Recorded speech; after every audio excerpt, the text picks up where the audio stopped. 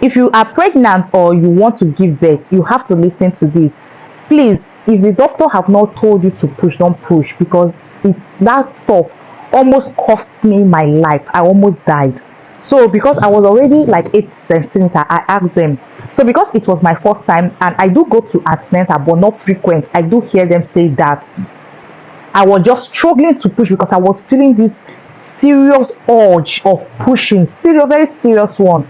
And the more I resist the push, the more heavy the push come. And what was happening? The baby was pushing, so I'm supposed to resist the baby's push. But because I wasn't that experienced, I couldn't resist the push, so I was forced to push with the baby. I pushed and I pushed at 8 centimeter. Fine and good, the baby is out. Time to stitch me because I had a severe tear.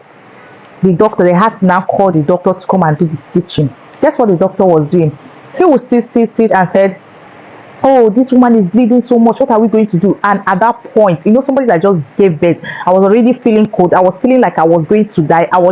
My eyes were trying to shut down. I was forcing my eyes to open. I told the nurse around me, I said, I'm feeling so dizzy. She said it was normal, but I refused to sleep. The doctor was like, I was just hearing the doctor, oh, this woman is bleeding so much, oh, this, oh, bring pad. Like, are you not an experienced doctor? Why should you tell a woman who was already scared of her life? Why should you start saying all those things out to her hearing?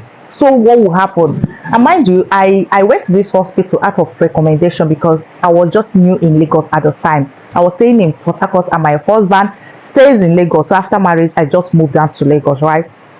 So fast forward to when he tried. After 3 hours, he couldn't do anything. He was sewing and the bleeding was coming so much. That was when he now asked the gynecologist should be called.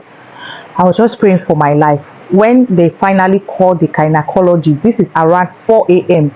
Mind you, I gave birth by 12 a.m., 12 to 1 a.m. When the gynecologist finally came around 5 a.m., I was taken to the theater for stitch. Guess what?